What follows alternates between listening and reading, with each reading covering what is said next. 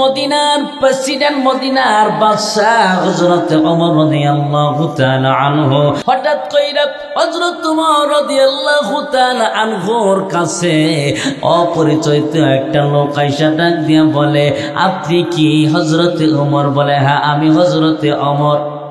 আল্লাহর বান্দা ডাক দিয়া বলে, হযরত ওমর, আল্লাহ রাব্বুল আলামিনের একজন বান্দা আমার উপরে জুলুম করেছে, আমার উপরে জুলুম করেছে, আমার উপরে বড় জুলুম করেছে। চলেন আপনি যাইয়া এর বিচারটা কইরা দিবেন। কেন আল্লাহর বান্দা আমার উপরে জুলুম করলো, আপনি বিচারটা কইরা দিয়ে আসবেন। হযরতে ওমর ডাক দিয়া বলে, আল্লাহ পাকের বান্দা, যখন আমি বিচারের কার্যালয়ে বসি, যখন আমি বিচার করার জন্য বসি, তখন কেন আসলা না? এখন আমি যাইতে পারবো না, আমি বড় ব্যস্ত মানুষ, আমি এখন কাজ করতেছি, আমি যাইতে পারবো না। হযরত ওমরকে আল্লাহর বান্দা বারবার যখন বলে আপনাকে যাইতে হবে, চলেন আপনি আমার সাথে চলুন। হযরতে ওমর ছিল একটু কড়া মেজাজি মানুষ। হযরতে ওমরের মেজাজটা তখন বড় খারাপ হইয়া গেছে ভাই। হযরতে ওমর মেজাজটা খারাপ কইরা একটা চাবুক হাতে নিয়া আল্লাহর বান্দার পিঠের ভিতরে এক গা চাবুক বসাইয়া দিছে। আল্লাহ রব্বুল আলামিনের বান্দা এবার চাবুকের আঘাত খাইয়া এবার তিনি দিনে দিনে চলে যাইতেছেন, তিনি চলে গেলেন।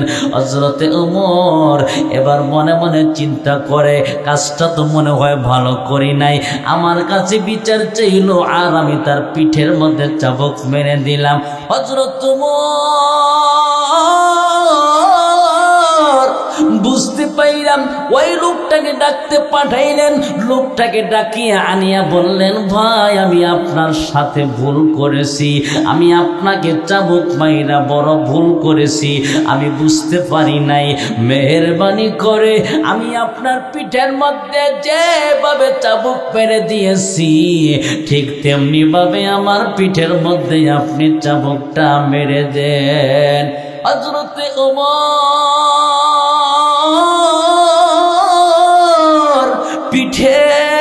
পিঠটা পেতে দিয়েছেন। হযরতে ওমর যখন পিঠটা পেতে দিয়েছেন, আল্লাহর বান্দা ডাক দিয়ে বলে, মদিনার প্রেসিডেন্ট হযরতে ওমর, আমি আপনাকে চাবুক মারতে পারবো না, আমি আল্লাহর রাস্তায় আপনারে মাফ করে দিয়েছি। জোরে চিৎকার করে কোন সুবহানাল্লাহ।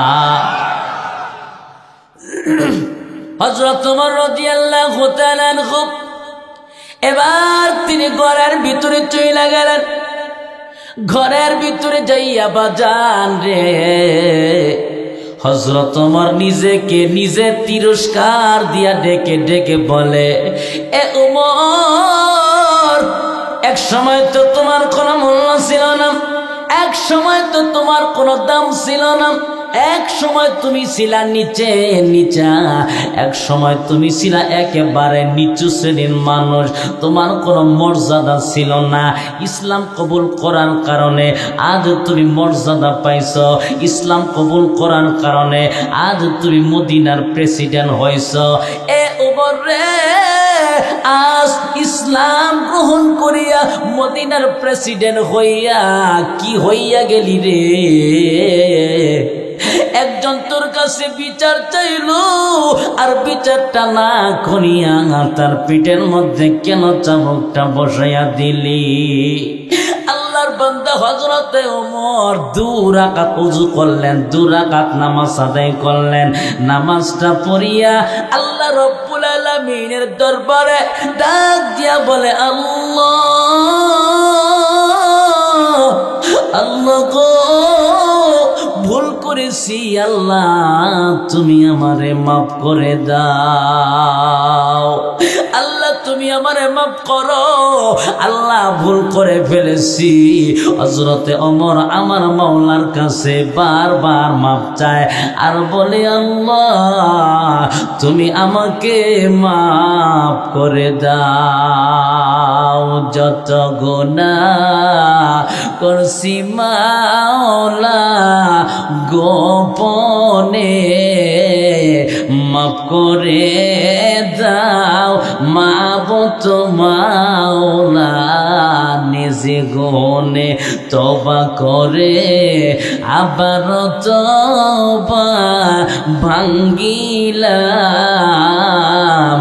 অবশেষে খাঁটি তওবা করিলাম, অবশেষে খাঁটি তওবা করিলাম।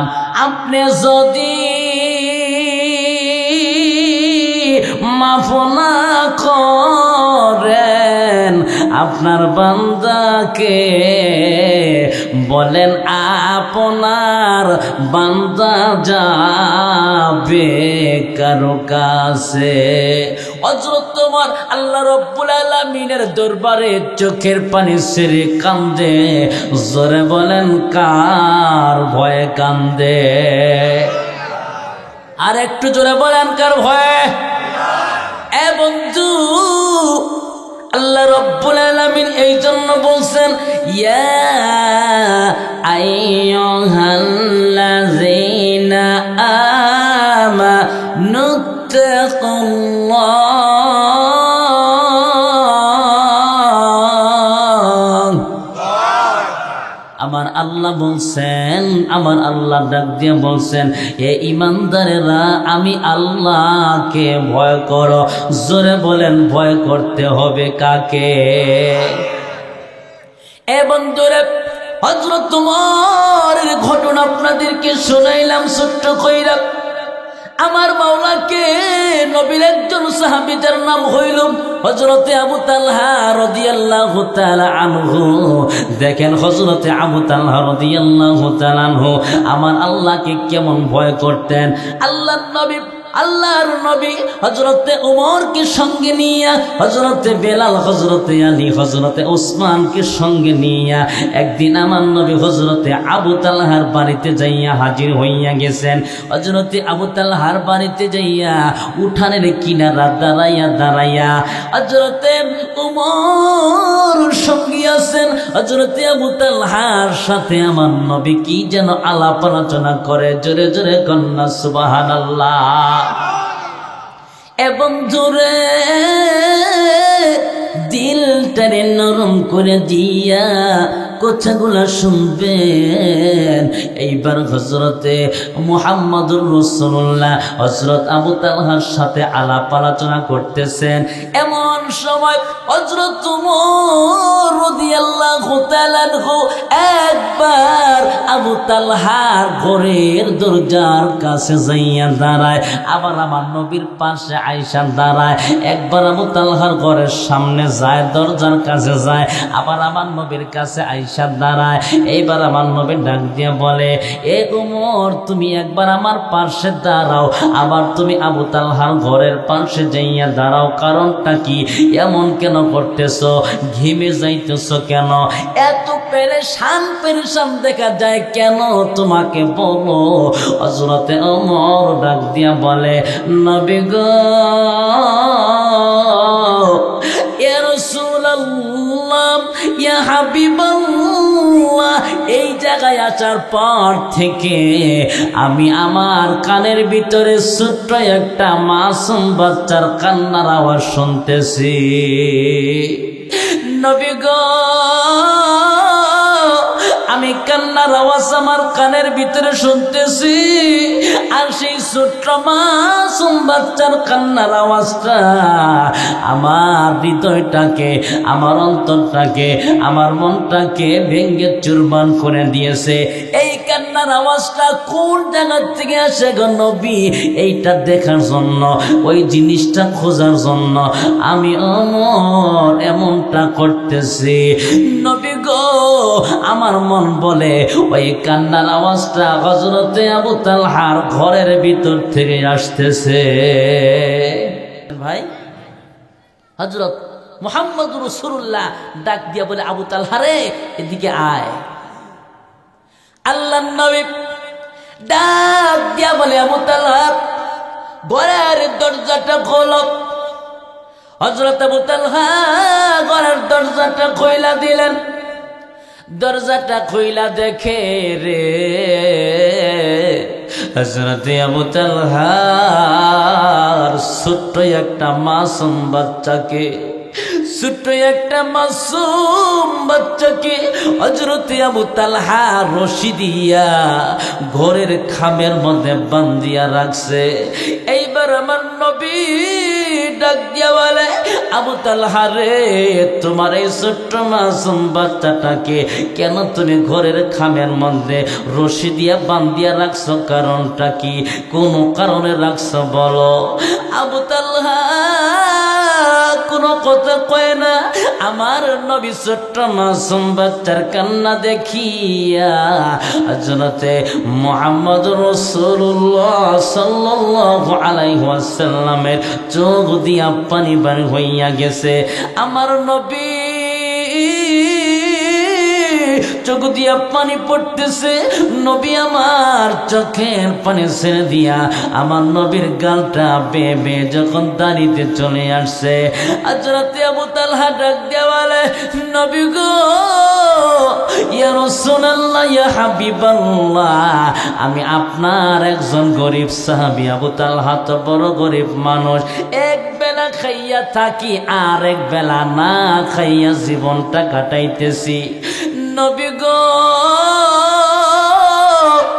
আমি এক বেলা খাইয়া জীবন ধারণ করি আর এক বেলা না খাইয়া আমি থাকি। নবী গো, কিন্তু আমার এই ছোট্ট মাসুম বাচ্চাটা ক্ষুধার যন্ত্রণা সহ্য করতে পারে না, ক্ষুধার যন্ত্রণা সহ্য করতে পারে না। আমার এই মাসুম বাচ্চাটা ক্ষুধার যন্ত্রণায় আমার উঠানের কিনারায় ওই যে একটা খেজুর গাছ দেখা যায়, ওই খেজুর গাছের খেজুর গুলা কুড়াইয়া কুড়াইয়া খায়। অথচ ওই খেজুর গাছটা হলো একজন ইহুদির, ওই খেজুর গাছটা তো আমার না গো নবী। ইয়া রাসূলুল্লাহ, ইয়া হাবিবাল্লাহ, কাল কিয়ামতের ময়দানে, হাশরের ময়দানে যেদিন আমার আল্লাহ আমারে ডাক দিয়া বলবে, আবু তালহা রে, তোমার ছোট্ট মাসুম বাচ্চাটাকে ইহুদির খেজুর গাছের খেজুর তুমি খাওয়াইছ, তোমার ছোট্ট মাসুম বাচ্চাটা ওই খেজুর গুলা কুড়াইয়া কুড়াইয়া খাইছে, আজকে তুমি হিসাব দাও। নবী গো, কাল কিয়ামতের ময়দানে আল্লাহ রাব্বুল আলামিনের সামনে দাঁড়াইয়া আমি আবু তালহা কি জবাব দেব? জোরে আওয়াজ করে বলেন আল্লাহু আকবার। আমার নবী বুঝতে পারছে আবু তালহার অন্তরে কি পরিমাণ আল্লাহর ভয়। কথা বলেন ঠিক কিনা? এইবার হযরত আবু তালহা কাঁদতেছে। হযরত আবু তালহার চোখ দিয়া পানি পড়ে রে ভাই। আমার নবীর চোখ দিয়া পানি বার হইয়া গেছে। নবী আমার ডাক দিয়া বলে, আমার সাহাবারা তোমরা কোথায়? তোমাদের মধ্যে কে আছো? ওই খেজুর গাছটা কিনা আমি নবীকে হাদিয়া দিতে পারবা?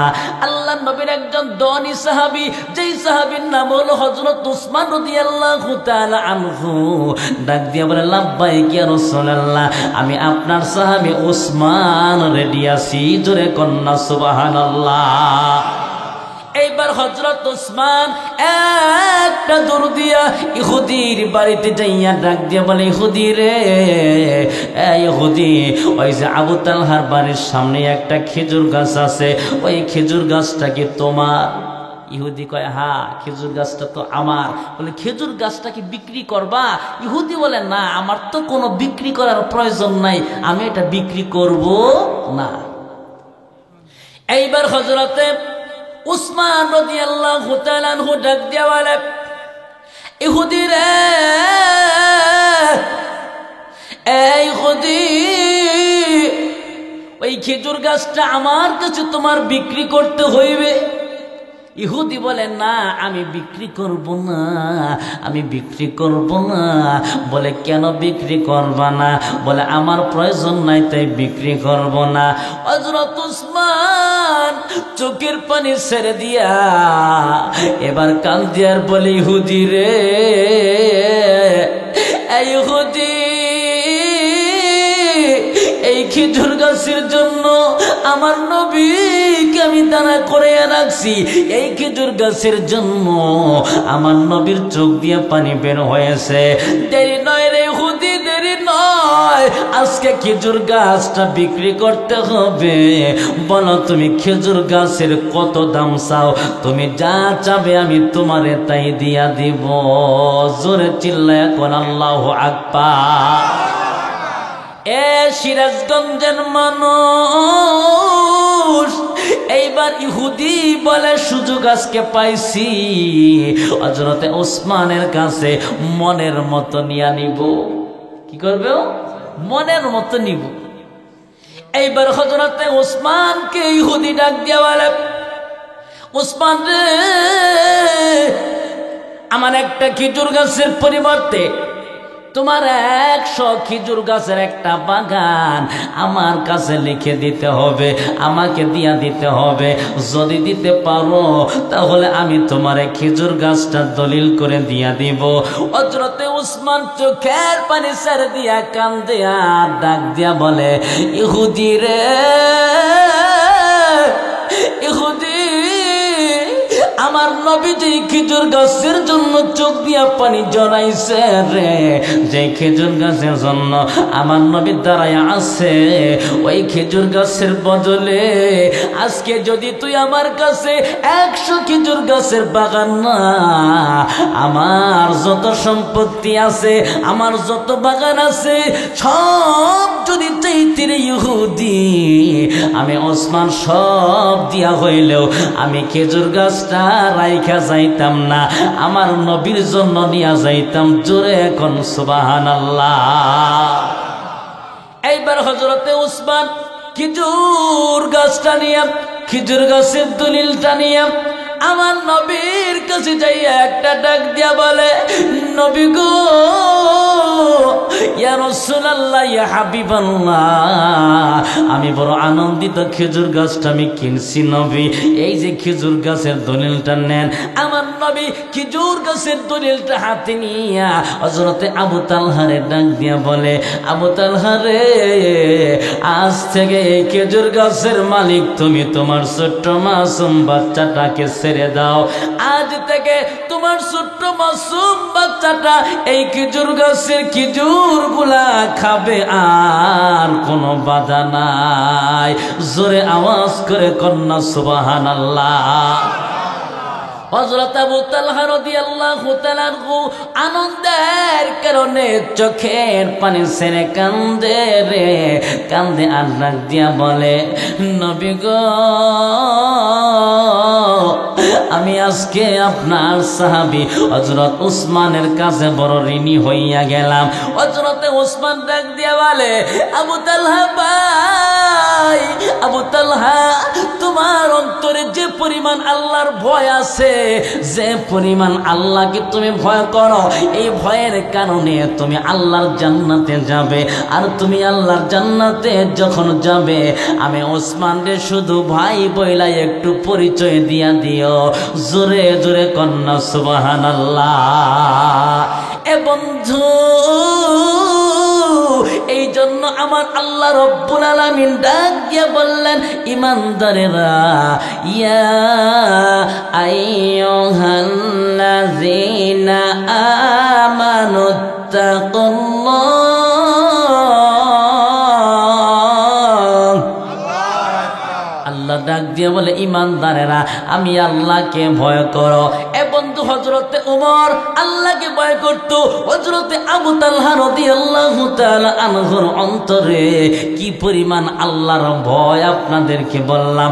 আমার নবী এইবার চলে যাবেন আমার নবীর দিকে। আমার নবী হইল রহমতের নবী, আমার নবী হইল দয়ার নবী।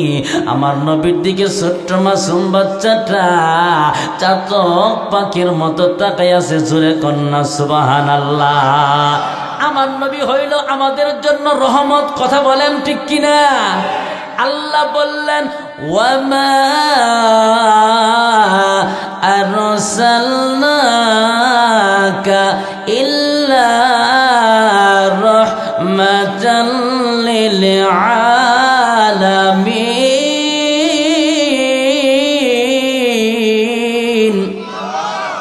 আর একটু জোরে বল আল্লাহু আকবার। আল্লাহ বলে দিলেন আমি আল্লাহ রব্বুল আলামিন আমার হাবিবকে আমার বন্ধুকে আমি দুনিয়ার জন্য আমি তামাম পৃথিবীর জন্য সমগ্র পৃথিবীর জন্য আমি আল্লাহ রহমত স্বরূপ বানাইছি। জোরে কোন সুবহানাল্লাহ। রহমাতুল লিল আলামিন নবী, রহমাতুল লিল আলামিন নবী কোরআনে প্রমাণ। উম্মত বিনে কে বুঝিবে আমার দিনের নবীর শান। কথা বলেন ঠিক কিনা? রহমাতুল লিল আলামিন নবী, রহমাতুল লিল আলামিন নবী কোরআনে প্রমাণ। উম্মত বিনে কে বুঝিবে আমার দয়ার নবীর শান। আশিক বিনে কে বুঝিবে আমার দিনের নবীর শান। নবী আমার মদিনারে বলবো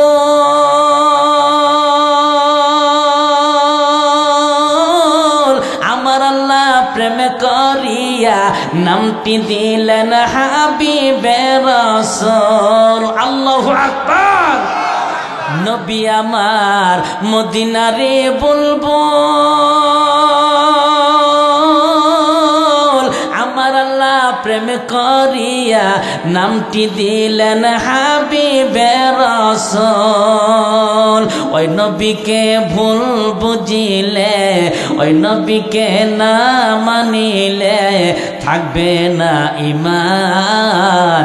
উম্মত বিনে কে বুঝিবে আমার দিনের নবীর শান। আশিক বিনে কে বুঝিবে আমার দিনের নবীর শান।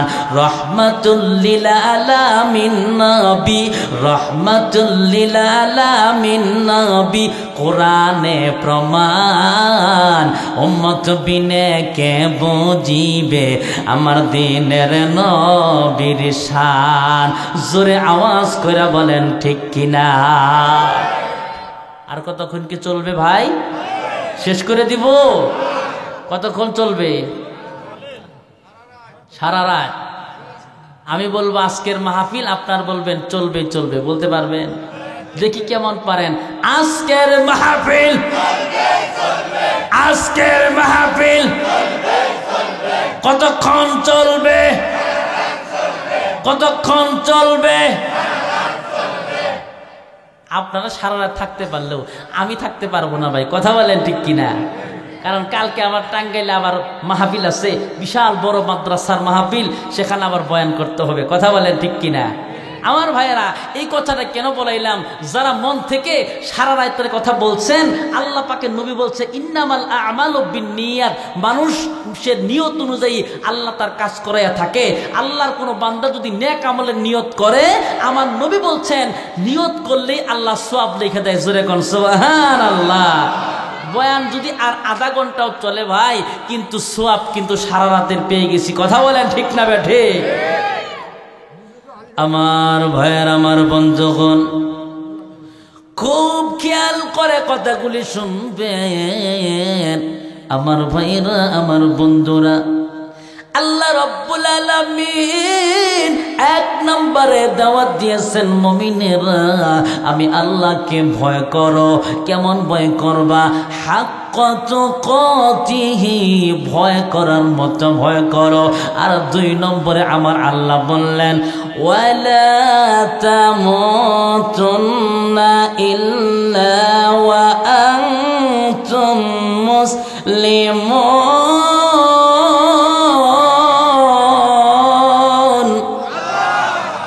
আমার ভাইয়ের, আমার বন্ধুগণ, আল্লাহ রাব্বুল আলামিন দুই নম্বরে মুমিন বান্দাদেরকে দেখে বললেন হে মুমিন বান্দারা, তোমাদেরকে আমি আল্লাহ দুই নম্বরে নসিহত করলাম, তোমরা মুসলমান না হইয়া মৃত্যুবরণ করো না।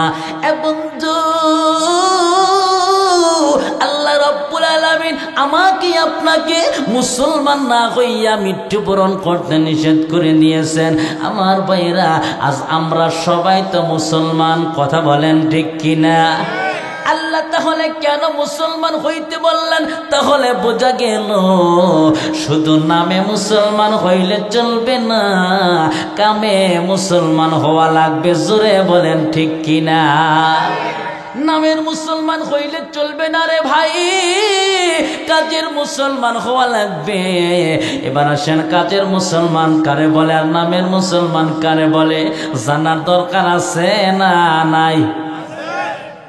আমরা নামের মুসলমান, মুসলমানের ঘরে জন্ম নিয়ে মুসলমান, কথা বলেন ঠিক কিনা? আমরা ভাই গরু খাইয়া মুসলমান, আবার অনেকে আছে মুসলমানই কইরা মুসলমান, কথা বলেন ঠিক কিনা? কিন্তু আল্লাহ বললেন না না না, মুসলমান যদি হইতে চাও, আমার আল্লাহ বলছে মুসলমান যদি হইতে চাও ইসলামের ভিতরে পরিপূর্ণ রূপে প্রবেশ করো। আল্লাহ নবী বলেন মুসলমান কারে বলা হয়? মুসলমান কাকে বলা হয়? মুসলমানের দায়িত্ব, এক নাম্বার দায়িত্ব হলো 5 ওয়াক্ত নামাজ আদায় করা। জোরে বলেন কয় ওয়াক্ত? আরো জোরে বলেন। আল্লাহ নবী বলেন বুনিয়াল ইসলামু আলা খামসিন, শাহাদাতি আল্লাহ ইলাহা ইল্লাল্লাহ ওয়া আন্না মুহাম্মাদান আবদুহু ওয়া রাসূলুহু ওয়া ইকামিস সালাহ ওয়া ইতাইজ যাকাত ওয়াল হজ্জি ওয়া সাওমি রমাদান, রাওয়াহুল বুখারী ওয়াল মুসলিম। আল্লাহ নবী বলেন মুসলমান এক নম্বরে কলেমাটা ঈমান নিয়ে যদি আল্লাহর কোন বান্দা পড়ে, এটা হলো ইসলামের এক নাম্বার ব্যক্তি। আল্লাহর কোন বান্দা যখন কলেমা পড়বে, তার 2 নাম্বার দায়িত্ব হইল ওয়া ইকামিস সালাহ, নামাজ আদায় করা। 3 নম্বরে হলো ওয়াল হজ্জি, হজ করা। 4 নম্বরে হলো যাকাত দেওয়া। আর 5 নম্বরে হলো ওয়া সাওমি রমাদান, রমজান মাসে রোজা রাখা। এই 5টা ইসলামের ব্যক্তি যেই বান্দা ঠিক রাখবে, ওই বান্দা মুসলমানিত্ব ঠিক রাখলো, কথা বলেন ঠিক কিনা? আল্লাহর নবী বলেন আসসালাতু ইমাদুদ্দিন, সালাত হইল ইসলাম ধর্মের খুঁটি। মান আকামাহা ফাকাদ আকামাদ্দিন, এই নামাজ যেই বান্দা ঠিক রাখলো সে পুরা ধর্ম ঠিক রাখলো। ওয়ামান হাদামাহা ফাকাদ হাদামাদ্দিন, আর এই নামাজ যেই বান্দা নষ্ট করে দিল, ওই বান্দা পুরা ধর্মকেই নষ্ট করে দিল, কথা বলেন ঠিক কিনা? এ বন্ধু, দিলটারে নরম করে দিয়া কথাগুলা শোনো। আমার ভাইয়েরা, যেহেতু মসজিদের মাহফিল, আপনারা নামাজ দিয়ে 2-4টা কথা শুনেছেন। আমি শুধু বলবো ভাই, নামাজটা পড়তে হবে একমাত্র আমার আল্লাহকে রাজি খুশি করার জন্য, কথা বলেন কাকে? নামাজ তো অনেকেই পড়ি, কিন্তু নামাজ শুধু পড়লে হবে না, নামাজটা আল্লাহর সন্তুষ্টির জন্য পড়া লাগবে। এবং নামাজ শুধু পড়লে হবে না, মনে রাখতে হবে আমার নামাজটা একমাত্র আল্লাহর জন্য। জোরে বলেন কার জন্য? আর জোরে বলেন কার জন্য? আল্লাহ বললেন বললেন কুল ইন্না সালাতি ওয়া নুসুকি ওয়া মাহইয়ায়া ওয়া মামাতি লিল্লাহ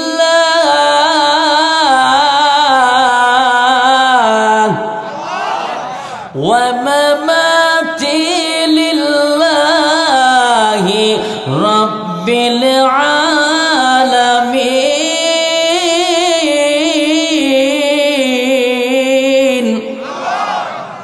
আমার ভাইয়ের, আমার বন্ধুগণ, আল্লাহ রাব্বুল আলামিন তার বন্ধুকে, তার হাবিবকে বলে দিলেন, নবী গো আপনি বলে দিন, ইন্না সলাতি নিশ্চয় আমার সালাত, ওয়া নুসুকি আমার ইবাদত, ওয়া মাহইয়ায়া আমার বেঁচে থাকা, ওয়া মামাতি আমার মরে যাওয়া, লিল্লাহি রাব্বিল আলামিন সব কিছু হবে একমাত্র আল্লাহর জন্য।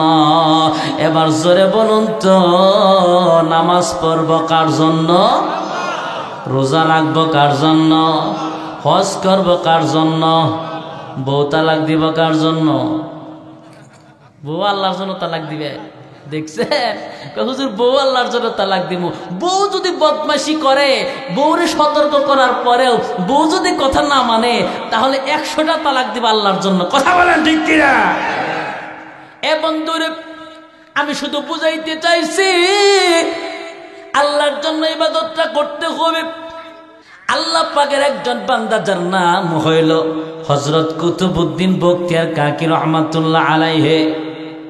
আজ পর্যন্ত যে কুতুবউদ্দিন বখতিয়ার কাকি রহমাতুল্লাহ আলাইহির নামে ভারতের জমিনে আজ পর্যন্ত আমার ভাইয়েরা এখনো একটা কুতুব মিনার আছে। জোরে বলেন আছে না নাই? এই হযরত কুতুবউদ্দিন বখতিয়ার কাকি রহমাতুল্লাহ আলাইহি তার শেষ জীবনে হঠাৎ কইরা যখন অসুস্থ হইয়া যায়, হযরত কুতুবউদ্দিন বখতিয়ার কাকি রহমাতুল্লাহ আলাইহি তিনি তার খাদেম রে ডাক দিয়া বলে, খাদেম রে, মনে হয় আমি আর বেশি দিন বাঁচব না রে খাদেম।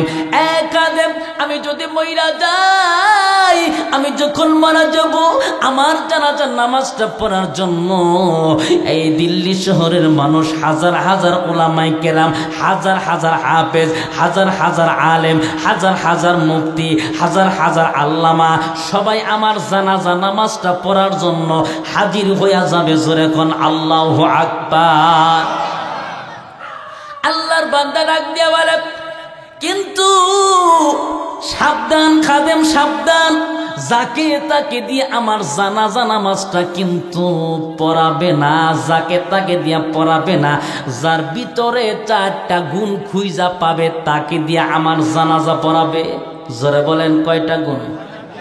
1 নাম্বার গুণ হইল, খাদেম রে, যার জীবনে কোনদিন নামাজের তাকবীর উলা ছেড়ে দেয় নাই, যার জীবনে কোনোদিন তাকবীরে উলা ছুটে যায় নাই, অর্থাৎ ইমাম যখন নামাজের জন্য 5 ওয়াক্ত নামাজের জন্য ইকামতের পরে প্রথমবার আল্লাহু আকবার বইলা নামাজ শুরু করে, ওই তাকবীরে উলাটা পেয়ে গেছে, নামাজে কোনোদিন দেরি কইরা যায় নাই। এই তাকবীরে উলা যার জীবনে ছুটে নাই, এটা হলো 1 নাম্বার গুণ। জোরে বলেন কয় নাম্বার? আর 2 নম্বর হলো, খাদেম রে, আসরের নামাজের আগে 4 রাকাত সুন্নাত নামাজ আছে, যে সুন্নাত নামাজটা পড়লে সওয়াব হয়, না পড়লে কোনো গুনাহ হয় না, যেটা নফলের কাতারে। ওই আসরের নামাজের আগে 4 রাকাত সুন্নাত নামাজটা যেই বান্দা জীবনে কোনোদিন ছাইরা দেয় নাই, সুবহানাল্লাহ কোন। আর 3 নম্বরে হলো, যার জীবনে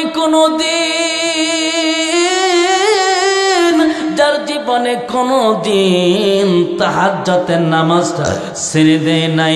আর 4 নম্বরে হলো, যার জীবনে কোনোদিন ইচ্ছে কইরা কোনো বেগানা নারীর দিকে তাকায় নাই। এই 4টা গুণ যার ভিতরে খুঁজে পাবে রে, তাকে দিয়ে আমার জানাজা নামাজটা পড়াবে। এই 4 গুণওয়ালা কোনো মানুষ যদি খুঁজা না পাওয়া যায়, তাহলে আমার জানাজা নামাজটা পড়ানোর দরকার নাই। প্রয়োজন জানাজায় কবর দিয়া দিবে, এরপর আমার জানাজার নামাজটা কেউ যেন এই 4 গুণ ওলা ছাড়া কেউ যেন পড়ায় না। এবার বলুন তো এই 4 গুণ একেবারে কি ছোটখাটো নাকি? আরো জোরে বলেন। আপনাদের সিরাজগঞ্জে এই 4 গুণওয়ালা মানুষের অভাব নাই? কি কন, অভাব আছে? সিরাজগঞ্জ শাহজাদপুর উপজেলার মানুষ একটু ভালো কইরা বোঝার জন্য চেষ্টা করবেন ভাই।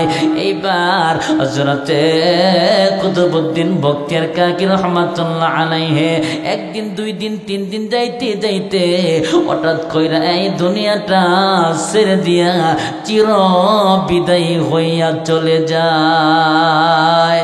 যেতে হবে খালি হাতে, যেতে হবে শূন্য হাতে, সঙ্গে কিছুই যাবে না, 3.5 হাত জায়গা পাবি না রে বিছানা। কথা বলেন ঠিক কিনা? যেতে হবে খালি হাতে, বলেন যেতে হবে খালি হাতে, যেতে হবে শূন্য হাতে, সঙ্গে কিছুই যাবে না, 3.5 হাত জায়গা পাবি না রে বিছানা। আজকে তুমি যাদের লাগি শুধুই পাগল পারা, যেতে হবে একা একা, যেতে হবে একা একা, কেউ যাবে না তারা, ছাড়তে হবে মায়ার বন্ধন, ছাড়তে হবে মায়ার বন্ধন, সাদের এই বালাখানা, 3.5 হাত জায়গা পাবি না রে বিছানা। একটু বলেন যেতে হবে খালি হাতে, যেতে হবে শূন্য হাতে, সঙ্গে কিছুই যাবে না, 3.5 হাত জায়গা পাবি না রে।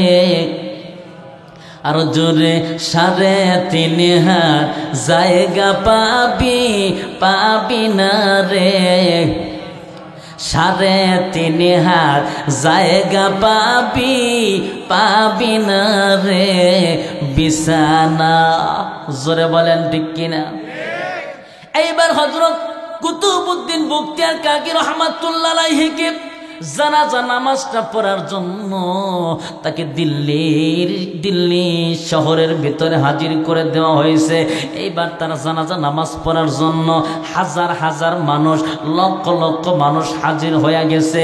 এইবার খাদেম একটা ডাক দিয়া বলে, এ দিল্লি শহরের মানুষেরা, আল্লাহওয়ালা পরহেজগার মানুষেরা গো, আজকে যারা জানাজা নামাজটা পড়তে আসছেন, আল্লাহ পাকের বান্দারা, আপনাদের ভিতরে যার ভিতরে 4টে গুণ আছে সে সামনে আসেন, হযরতে কুতুবউদ্দিন বখতিয়ার কাকির জানাজা নামাজটা পড়াইয়া দেন। এইবার সবাই বলে, কি এমন 4টা গুণ, কি গুণ বলো? এবার খাদেম বলে, 1 নম্বর গুণ হলো যার জীবনে কোনোদিন তাকবীরে উলা ছুটে যায় নাই। 2 নম্বরে হলো যার জীবনে কোনোদিন আসরের নামাজের পূর্বের 4 রাকাত সুন্নাত নামাজ ছুটে যায় নাই। 3 নম্বরে হলো যার জীবনে কোনোদিন তাহাজ্জুদের নামাজ ছুটে যায় নাই। আর 4 নম্বরে হলো যার জীবনে কোনোদিন ইচ্ছা কইরা কোনো বেগানা নারীর দিকে তাকায় নাই। এই 4টা গুণ যার ভিতরে আছে রে, সামনে আসেন, জানাজা নামাজের ইমামতি করেন। এবার সবাই চুপ হয়ে গেছে, কেউ কোনো কথা কয় না। হায় হায়, বলে কি এমন 4টা গুণওয়ালা মানুষ আমরা কই পাবো? কথা বলেন ঠিক কিনা? জোহরের নামাজের পর জানাজা, আসরের নামাজের সময় হয়ে গেল, আসরের নামাজ শেষ হয়ে গেল, এরপরও কেউ সামনে যায় না। এ বন্ধু, এবার সবাই চোখের পানি ছেড়ে দিয়া কান্দে আর বলে হায় হায় আজকে বুঝি আল্লাহর ওলি হযরত কুতুবউদ্দিন বখতিয়ার কাকীকে বিনা জানাজায় মনে হয় কবর দেওয়া লাগবে। এমন চারটা গুণওয়ালা মানুষ কোথায় আমরা পাবো? এমন চারটা গুণওয়ালা মানুষ তো আমাদের ভিতরে মনে হয় নাই।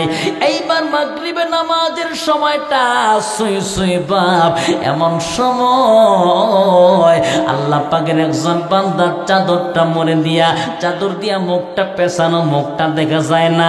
একেবারে পিছনের কাতার থেকে একটা ডাক দিয়া বলে রে আমার একটু জায়গা দেন, আমি সামনে যাব, আমি একটু সামনে যাব। আমার ভিতর এই চারটে গুণ আছে, আমি জানাজার নামাজের ইমামতি করব। আল্লাহ রাব্বুল আলামিনের বান্দা এবার সামনে যাইয়া ডাক দিয়া বলে কাতার সোজা করেন, এবার নামাজটা আমি পড়াবো। আমার ভিতরে এই চারটা গুণ আছে। এবার নামাজটা পড়ানো হলো। নামাজের পরে মুখটা ঢাকা কেউ চিনতে পারে না। সবাই একবারকে ডাক দিয়া বলে আপনি কে গো, আপনার পরিচয়টা কি বলুন। আল্লাহর বান্দা ডাক দিয়া বলে রে আমার পরিচয়টা না নিলে বড় খুশি হব। আমি এই চারটা আমল করি রে, আমার বিবি জানে না, আমার মা জানে না, আমার বাবা জানে না, আমার সন্তান জানে না, পৃথিবীর কেউ জানে না আমি এই এমন চারটা আমল করি। আমার মন বলে রে এই চারটা আমলের খবর, এই চারটা আমলের খবর হযরতে কুতুবউদ্দিন বখতিয়ার কাকী মনে হয় জেনে ফেলাইছিল। এই জন্য তিনি এই চারটা গুণের কথা বলে গেছে। আল্লাহর বান্দা চোখের পানি ছেড়ে দিয়া কান্দে রে, আর ডাক দিয়া বলে কুতুবউদ্দিন রে আজকে তুমি চলে গেলা, কিন্তু চলে যাওয়ার সময় আমার আমলটা মানুষের মধ্যে ফাঁস করে দিয়ে গেলা। এক কুতুবউদ্দিন রে তুমি আজকে আমারে মরণের সময় আমার কথা বলো নাই, কাল কিয়ামতের ময়দানে যেই দিন তুমি আল্লাহর জান্নাতে যাবে ওই দিন আমাকে তুমি ভুলিয়া যাইও না। সবাই বলে হুজুর আপনি কে গো, আপনার মুখটা দেখান, চাদরটা খোলেন। এইবার সবাই মিলা জোর কইরা দইরা চাদরটা খুলে দেখে রে এই মানুষটা আর কেউ নয়, এই মানুষটা হলো ওই দিল্লি শহরের প্রধানমন্ত্রী, মুসলমানদের বাদশাহ হযরতে শামসুদ্দিন আলতামাস রহমাতুল্লাহ আলাইহি। জোরে কন্যা আল্লাহু আকবার।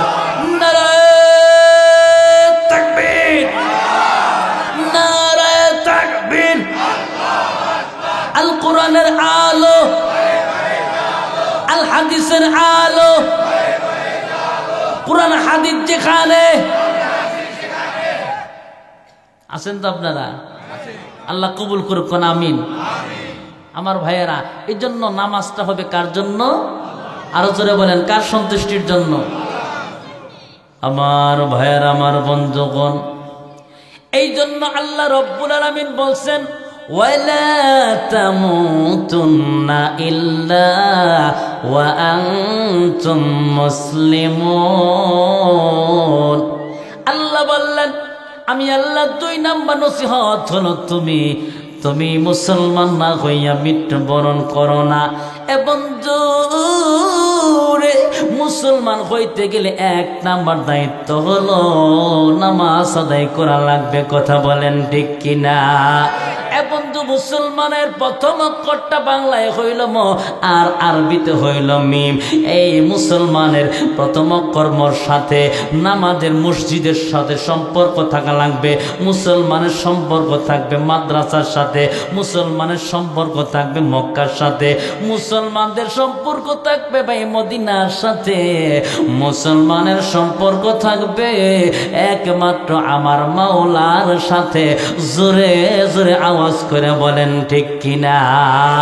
এবং ধরে দিলটারে নরম করে দিয়া কথাগুলো শুনবেন। আমার আল্লাহ রব্বুল আলামিন আমারে আপনারে বানাইছে একমাত্র আমার আল্লাহর ইবাদতের জন্য। কথা বলেন ঠিক কিনা? এ বন্ধু, আজকে যে বাড়ির পিছে ঘোরো, এই বাড়ি একদিন পরে থাকবে, তোমার কবরে চলে যাওয়া লাগবে। আজকে যেই নারীর পিছে ঘোরো, এই নারী একদিন থাকবে, তুমি চলে যাবে একা কবরে। তুমি যেই দালান কোটায় তা করে বন্ধু, এই দালান কোটা পরে থাকবে, তোমাকে চলে যাওয়া লাগবে অন্ধকার কবরে। কথা বলেন ঠিক কিনা? এ বন্ধুরে, আজকে যেই বাড়িতে থাকো, আজকে যেই বিল্ডিং এর ভিতরে থাকো, আজকে যেই বাড়িতে তুমি থাকো, ওই বাড়িতে কিন্তু তোমার বাবা থাকতো, ওই বাড়িতে তোমার দাদা থাকতো, ওই বাড়িতে তোমার পূর্বপুরুষরা কিন্তু এক সময় শাসন করত। আজকে খবর নিয়ে দেখো, আজকে তারা অন্ধকার কবরে। জোরে বলেন ঠিক কিনা?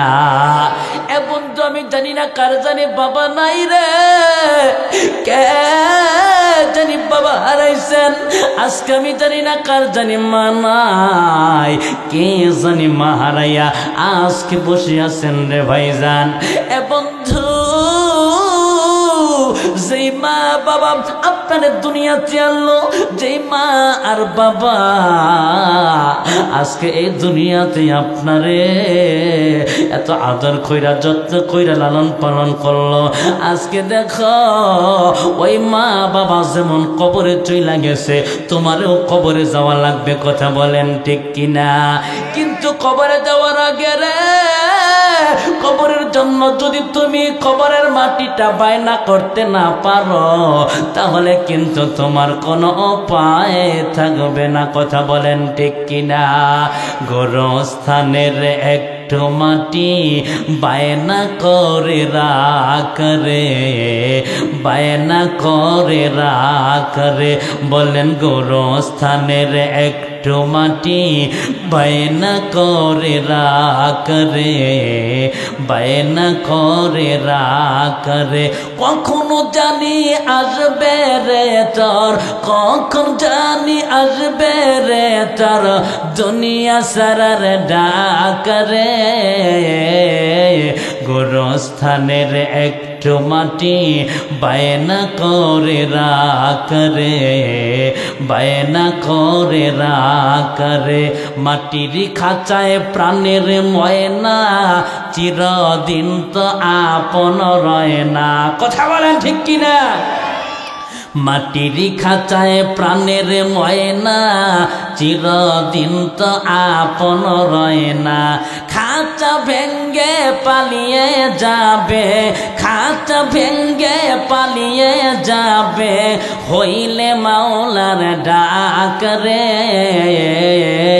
গোরস্থানের একটু মাটি বায়না করে রাখ রে, বায়না করে রাখ রে। বলেন গোরস্থানের একটু মাটি বায়না করে রাখ রে, বায়না করে রাখ রে। আওয়াজ করে বলেন ঠিক কিনা? এ বন্ধু রে, দিলটারে নরম করে দিয়া কথাগুলো শুনবেন আমার ভাইরা, আমার বন্ধুগণ। আজকে যারা মা হারাইয়া বসছেন, বাবা হারাইয়া বসছেন রে, ওই মার দামটা কত বেশি জানো? আমার নবী বলছে, আল জান্নাতু তাহতা আকদামিল উম্মাহাত, মায়ের পায়ের নিচে সন্তানের বেহেশত। জোরে বলেন কার বেহেশত? সিরাজগঞ্জ এলাকার মানুষ, আমি আপনাদের সামনে নবীর একটা হাদিস আমি শুনাইয়া দিয়া যাই। আল্লাহ নবীর একজন সাহাবী ছিল, যার নাম ছিল হযরতে আলকামা রাদিয়াল্লাহু তাআলা আনহু। হযরতে আলকামা হঠাৎ কইরা অসুস্থ হইয়া মৃত্যু শয্যায় পতিত হইয়া গেছে। হযরতে আলকামা রাদিয়াল্লাহু তাআলা আনহু মনে হয় আর বাঁচবে না। এমন সময় হযরতে আলকামা কলেমাটা পড়তে পারতেছে না। আমার নবীর দরবারে হযরতে আলকামা এই খবরটা সাহাবায়ে কিরাম নিয়ে যাইয়া ডাক দিয়া বলে, নবী গো, আপনার সাহাবী হযরতে আলকামা তো কলেমা পড়তে পারে না, চলেন গো নবী চলেন। আমার নবী বলে, এ সাহাবায়ে কিরামরা যাও যাও, তোমরা যাইয়া আমার আলকামারে কলেমা পড়তে বলো। এইবার নবীর বড় বড় সাহাবীরা হযরতে বেলাল, হযরতে আলী, হযরতে ওসমান, হযরতে উমর চলে গেলেন। যাইয়া বলে, এ আলকামা ভাই তুমি পড়ো লা ইলাহা ইল্লাল্লাহ। হযরতে আলকামা কলেমা পড়তে পারে না। আমার নবীর কাছে খবর চলে গেল, আবারও, নবী গো, আপনার প্রিয় সাহাবী তো আলকামা কলেমা পড়তে পারে না। আমার নবী একটা দূর দিছে আলকামার বাড়িতে যাইয়া ডাক দিয়া বলে, আলকামার মা বাবা কি কেউ বেঁচে আছে? এইবার সাহাবায়ে কিরাম বলেন, নবী গো, আলকামার বাবা নাই, আলকামার মা বেঁচে আছে। আমার নবী ডাক দিয়া বলে, আলকামার মাকে ডাকো, আলকামার মাকে ডাকো। হযরতে আলকামার মাকে ডাকা হলো। এবার ডাক দিয়া বলে, আলকামার মা, বলো বলো, তুমি আলকামার উপরে খুশি না বেজার? আলকামার মা বলে, হুজুর, আমি আমার আলকামার উপরে সব দিক দিয়া খুশি। আমার আলকামা বড় বুজুর্গ মানুষ, আমার সন্তান আলকামা দান সদগায় খুব পাকা, আমার আলকামা নামাজে খুব পাকা, আমার আলকামা জিকির আজগারে খুব পাকা, আমার আলকামা ব্যবহারে খুব পাকা। কিন্তু নবী গো, আমি একটা দিকে আলকামার উপরে বড় বেজার। আমার নবী বলে, কোন ব্যাপারে বলুন দেখি। এইবার আলকামার মা ডাক দিয়া বলে, রে আমার সন্তান আলকামা, আমি মার চাইতে তার বিবিরে বেশি প্রাধান্য দেয়, তার বিবিরে বেশি ভালোবাসে, এই জন্য আমি মা একটু বেজার। আমার নবী এইবার একটা ডাক দিয়া বলে, আমার সাহাবারা রে, দেরি নয় দেরি নয়, আমি আমার আলকামারে ওই জাহান্নামের আগুনে জ্বলতে দিব না। আমি আমার আলকামারে ওই জাহান্নামের আগুনে জ্বলতে দিব না। লাকড়ি সংগ্রহ করো। আলকামার মা যেহেতু বেজার, এখন যদি আলকামা মারা যায়, আলকামা তো জাহান্নামী হইয়া যাব, আমার আলকামা তো জাহান্নামী হইয়া যাব। আলকামারে দুনিয়ার আগুন দিয়ায় আমি নবী জ্বালাইয়া দিব। এবার যখন লাকড়ি সংগ্রহ করেছে, আমার নবী লাকড়ির কথা বলেছে, সাহাবায়ে কেরামরা লাকড়ি নিয়ে আসছে। এবার আলকামার মার চোখ দিয়া পানি পড়তেছে। আলকামার মা একটা ডাক দিয়া বলে, নবী গো, ইয়া রাসূলুল্লাহ, ইয়া হাবিবাল্লাহ, পয়গম্বর, আমি আমার আলকামারে দুনিয়ার আগুন দিয়াও জ্বলতে দিব না। ইয়া রাসূলুল্লাহ, ইয়া হাবিবাল্লাহ, ভালো কইরা শুনুন, আমি আমার আলকামারে তরমুজের মতো একদিন নয়, 2 দিন নয়, দীর্ঘ 10 মাস 10 দিন পেটে বোঝা বইছি, এক বালতি রক্ত জড়াইয়া দুনিয়াতে আসছি। আমি আমার আলকামারে দুনিয়াতে যখন আমার আলকামা আসে, আমি মা প্রসব ব্যথার যন্ত্রণা সহ্য করতে পারি নাই। আমার আলকামার কান্নার আওয়াজটা শুই না, আমি মার সকল ব্যথা দূর হইয়া গেছে। আমি মা হযরত আলকামার একদিন নয়, 2 দিন নয়, দীর্ঘ 10 মাস 10 দিন পেটে বোঝা শুধু বই নাই। আমি মা দীর্ঘ 2টা বছর আমি আমার এই সন্তানকে দুধ পান করাইছি। নবী গো, আমি আমার সন্তানের উপরে বেজার হইলে কি হইব? আমি আমার সন্তানের উপরে যত বেজার থাকি না কেন, আমার সন্তান যদি বিপদে পইরা যায়, সবার আগে জানার আগে জানে মা। সাক্ষী থাকেন, আমি আমার আলকামারে মাফ করে দিলাম, আমি আমার আলকামারে মাফ করে দিলাম, কিন্তু এরপর আমি আমার আলকামারে ওই আগুনের ভিতরে আমি জ্বলতে দিতে পারবো না।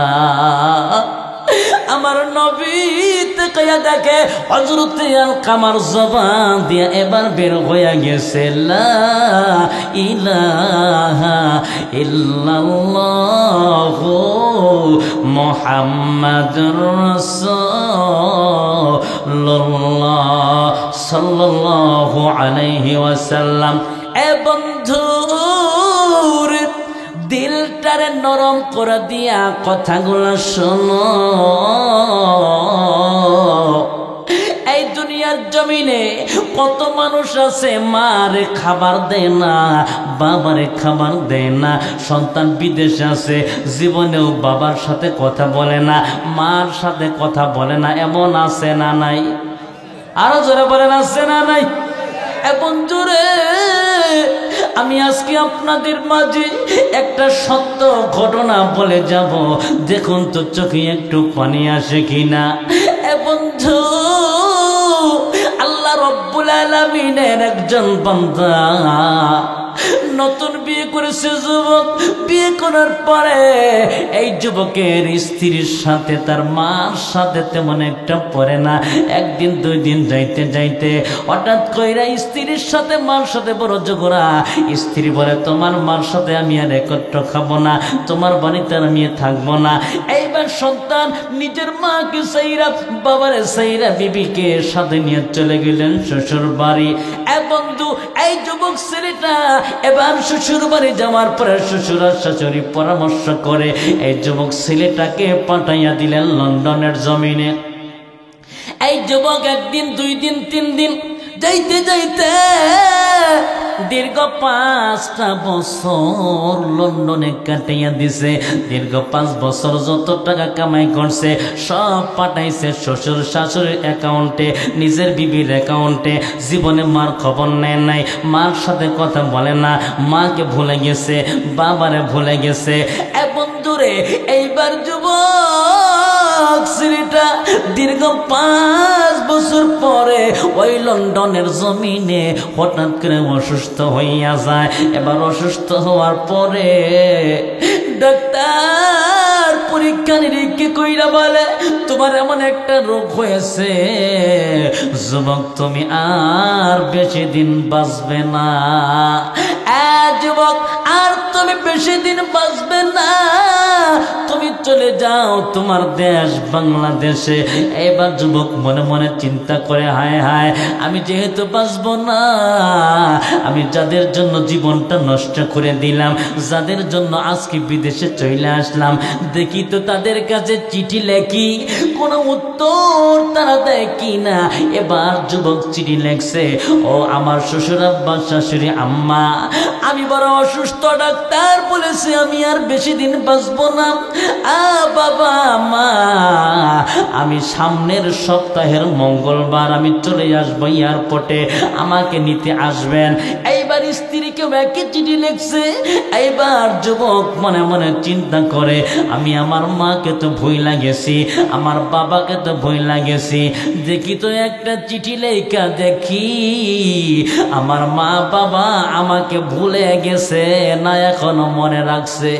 এই বলিয়া এই যুবক মা বাবা কেউ লিখছে, মা গো বাবা, দীর্ঘ 5 বছর তোমাদের কোনো খবর নেই না, কেমন আছো জানি না গো মা বাবা, আমি আর বিদেশে থাকবো না, আগামী মঙ্গলবার চলে আসবো, আমাকে নেওয়ার জন্য আসবেন, আমাকে নিতে আসবেন, যদি আমার এক নজর দেখতে চান তাহলে এয়ারপোর্টে চলে আসবেন। এই যুবকটা এবার অপেক্ষা করে দেখি কোনো উত্তর আছে কিনা। হঠাৎ কইরা যুবক দেখে চিঠি, শ্বশুর আর শাশুড়ির চিঠির উত্তর দিয়েছে। শ্বশুর লিখেছে, এ জামাই বাবা, চলে যখন আসবা তোমার শাশুড়ির জন্য লাল লাল একটা চাদর নিয়ে আসবা, আমার জন্য প্যান্টের পিস নিয়ে আসবা, আমার জন্য এমন একটা শার্ট নিয়ে আসবা, এমন একটা কম্বল নিয়ে আসবা। শ্বশুর শাশুড়ির চিঠি চিঠি পড়ার পরে এবার দেখি বিবির চিঠি। এবার চিন্তা করে দেখি তো আমার বিবি আমার জন্য কি লেখছে। এবার দেখি বিবি লেখছে, এ প্রাণের স্বামী গো, আমার বান্ধবীদের জামাইরা, আমার বান্ধবীদের হাজবেন্ডরা এই এই জিনিস নিয়ে তারা দেশে আসছে। আমি তোমাকে লিস্ট করে দিলাম, তুমি এই এই জিনিস সারা দেশে আসবা না, এই এই জিনিসগুলা নিয়ে তুমি দেশে চলে আসবা। এইবার যুবক ছেলেটা চোখের পানি ছেড়ে দিয়া কান্দে রে, আর মনে মনে চিন্তা করে হায় হায়, যাদের জন্য জীবনটা শেষ করে দিলাম, আমি বড় অসুস্থ, কেমন আছি একবারের জন্য জানতে চাইল না, এখনো শুধু জিনিস চায় আর জিনিস চায়। এবার যুবক চিন্তা করে আমার মা বাবা মনে হয় আমার ভয় লাগেছে, এখনো পর্যন্ত চিঠির তো কোনো উত্তর দিল না। এ বন্ধু খুব খেয়াল করে শুনবেন, এইবার যুবক ছেলেটা হঠাৎ কইরা কে জানি বলে চিঠি। যুবক চিঠিটা হাতে নিয়ে দেখে রে, তার মা আর বাবা চিঠির উত্তর দিয়েছে। যুবক মনে মনে চিন্তা করে, আমার মা বাবা চিঠি দিয়ে কি লিখছে জানি না, এই চিঠির ভিতরেও যদি চাওয়া পাওয়া থাকে তাহলে বুঝে নিব, তাহলে আমি বুঝে নিব এই দুনিয়াতে ভালোবাসা বলতে কিছু নাই, আর আমি বাংলাদেশের কোনো মানুষটা আমার মুখটা দেখাবো না, আমি কেরোসিন তেল ঢেলে দিয়া আমি নিজের শরীরটা আগুন দিয়া জ্বালাইয়া এই জায়গায় আমি বিদেয় হইয়া চলে যাব। এবার তিনি চিঠিটা কইলা দেখে প্রথম লাইনে মা আর বাবা লেখছে, এ প্রাণের সন্তান রে, দীর্ঘ 5টা বছর পর হয়, এই 5 বছরের ভিতরে আমাদের কোনো খবর না নিলে কি হবে রে বাজার, এই 5 বছরের ভিতরে আমরা 5টা সেকেন্ডের জন্য তোমারে বলতে পারি না। এ প্রাণের সন্তান রে, তুমি যখন চলে আসবে, আসার সময় গরিব দুঃখীদের দান করবে। কত প্লেন নষ্ট হইয়া যায়, কত প্লেন ধ্বংস হইয়া যায়, সহি সালামতে যেন তুমি আমাদের কাছে আসতে পারো, এই জন্য তুমি দান করবে। এ প্রাণের সন্তান, আমি গত 3 দিন পর হয় রে, আমি মা স্বপ্নটা দেখছি সত্যি কিনা জানি না, আমি মা স্বপ্নের মধ্যে দেখি তুমি বড় অসুস্থ রে বাজার। এ প্রাণের সন্তান রে, তুমি বড় অসুস্থ, আর তোমার অসুস্থতাটা অনেক বেশি। এ সন্তান, তোমার অসুস্থতার স্বপ্ন দেখা আমি মা আর তোমার বাবা 2 জনে মিলাম আমরা রোজা মান্নত করেছি। আমি আর তোমার মা 2 জনে মিলা আমরা প্রতিদিন 2 রাকাত কইরা নফল নামাজ মান্নত করেছি। এ প্রাণের সন্তান রে, তোমার জীবন ভিক্ষার জন্য, তোমার নেক হায়াতের জন্য আমি মা আর তোমার বাবা বড় গরিব হওয়ার পরে আমাদের একটা খাসি ছাগল ছিল রে বাজার, ওই খাসি ছাগলটা তোমার জন্য সদকা কইরা দিছি। এবং জুড়ে অনেকে চোখ দিয়ে পানি বের হয়ে গেছে। আমার ভাইয়েরা, মুরব্বী বাবাদিরা খুব খেয়াল করবেন। এইবার যুবক ডাক দিয়ে বলে, আল্লাহ আল্লাহ গো, যাদেরকে আমি 5টা বছর খবর নেই নাই, তারা আমার জন্য রোজা মান্নত করে, আমার জন্য দান খয়রাত করে, আমার জন্য কাশি ছাগল সদকা করে, আমার এখনো বইলা যায় নাই। আল্লাহ গো, কারো জন্য যদি আমি কোনো কিছু নাও নেই, আমি আমার মা বাবার জন্য জিনিস নিতে ভুল করব না। এবং দূরে এই যুবক ছেলেটা পরের মঙ্গলবার যখন এয়ারপোর্টে চলে আসছে, এবার শ্বশুর বাবা আর শাশুড়ি মা ডাক দিয়া বলে, জামাই বাবা আমাদের জিনিস কি আনছ? ডাক দিয়া বলে, না আনতে পারি নাই, আমি বড় অসুস্থ, আপনাদের যেটা মন চায় মার্কেট থেকে আপনাদের মন মতো কিনা দিব। এইবার শ্বশুর বাবা শাশুড়ি মা ডাক দিয়া বলে, রে এ জামাই বাবা, আগে যদি জানতাম তাহলে তোমার মতো জামাইয়ের কাছে আমার মেয়েটা বিয়ে দিতাম না। এইবার বিবি ডাক দিয়া বলে, প্রাণের স্বামী আমার জিনিস কি আনছো? মা বাবার জিনিস আনো নাই, আমার জিনিস আনছো কিনা দেখো। এইবার আল্লাহর বান্দা যুবক বলে, প্রাণের স্ত্রী রে কেমন আছি একবারের জন্য জিজ্ঞাসা করলা না, শুধু জিনিস চাও আর জিনিস চাও, আমি আনতে পারি নাই, তোমার মন মতো মার্কেট থেকে তোমার কিনে দিব। এইবার স্ত্রী বলে, আগে জানলে তোমার মতো ছেলের কাছে আমি বিয়ে বসতাম না, তোমার মতো স্বামী আমার লাগবে না, আমি চলে গেলাম, তুমি থাকো তোমার মতো। বন্ধু এখন তো যাবে, কারণ এখন জেনে ফেলেছে যুবকটা আর বেশি দিন বাঁচবে না। কথা বলেন ঠিক কিনা? এইবার যুবক চিন্তা করে শ্বশুর শাশুড়ি বিবি চলে গেল, আমার মা বাবারে তো আমি দেখি না। এইবার পিছন দিকে তাকাইয়া দেখে মা আর বাবা দুইজনে আল্লাহ রাব্বুল আলামিনের দরবারে হাতটা বাড়ায়া মুনাজাত করতেছে, আল্লাহ গো আমার কলিজার টুকরাকে আল্লাহ তুমি সহি সালামতে বাংলাদেশে পাঠাইয়া দাও। যুবক একটা দৌড় দিছে, মা গো মা তোমার সন্তান চলে আসছে।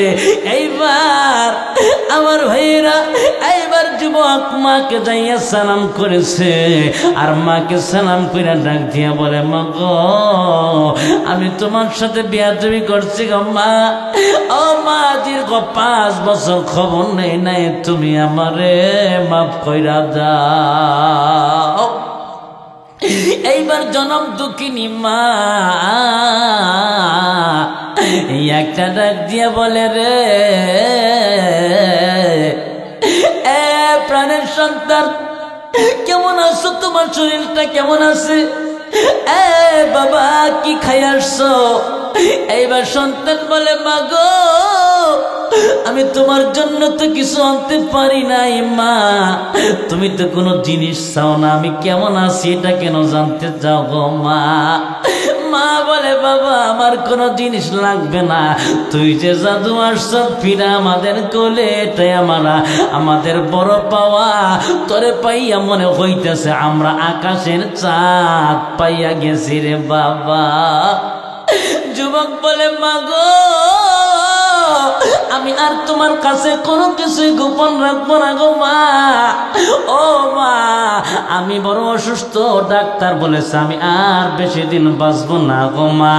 এইবার জনম দুঃখিনী মা আর বাবা তারা আমার আল্লাহর দরবারে সেজদায় পইরা কান্দে আর বলে, আল্লাহ গো তুমি আমার কলিজার টুকরা সন্তানকে নেক হায়াত বানাইয়া দাও। আল্লাহ তুমি আমি মার হাত ক্ষমাইয়া দাও। আল্লাহ তুমি আমার সন্তানের হায়াত বানাইয়া দাও। এ বন্ধু রে, আল্লাহ রব্বুল আলামিনের বান্দা এই যুবকটাকে আমার আল্লাহ নেক হায়াত বানাইয়া দিয়া তারে পরিপূর্ণ সুস্থ বানাইয়া দেয়। এবং এই ঘটনাটা পত্রিকার ভিতরে আমি এক যুবকের ঘটনা পড়েছিলাম, এই জন্য আপনাদেরকে শোনাইলাম। ওই যুবকের মতো কারা মারে বইলা গেছো, কারা বাবারে বইলা গেছো, কারা মার সাথে বেয়াদবি করছো, কারা বাবার সাথে বেয়াদবি করছো। এবং আল্লাহর এক বান্দার বাবা ওই ডাকাতে মারা গেছে। মারা যাওয়ার পরে এবার যখন তার লাশটা চলে আসছে, এইবার সন্তান বাবার পার কাছে যাইয়া কান্দি আর বলে, বাবা গো ও বাবা কেমনে চইলা গেলা গো বাবা, একবারের জন্য তো বইলা গেলা না গো বাবা। তোমার কাছে মাপটাও চাইতে পারলাম না। বাবা গো, কত ভুল করেছি, বাবা তুমি আমারে মাফ কইরা দিও। এ বন্ধু, আজকে যার বাবা আছে, আজকে যার ভাই আছে, আজকে যার বাবা এই মাহফিলের ভিতরে আছে, এই প্যান্ডেলের ভিতরে আছে, আজকে বাবার হাতটা ধইরা মাপ চাও। বাবা গো, ও বাবা তুমি আমারে মাফ করো। আমার মন বলতেছে আজকের এই মাহফিল আমার আল্লাহ কবুল কইরা নিছে। আমার মন বলতেছে রে, আজকে যদি বাবার হাতটা ধইরা মাপ চাইতে পারো, আমার আল্লাহ তোমারে মাফ কইরা দিব। এ বন্ধু, বাবার কাছে মাপ চাওয়া লজ্জার কিছু না। যেই বাবা ঈদের দিন নিজে কোনো নতুন পোশাক নেই, গরিব হওয়ার কারণে সন্তানকে নতুন পোশাক পরাইয়া নিজে পুরাতন সিরা লুঙ্গি পরে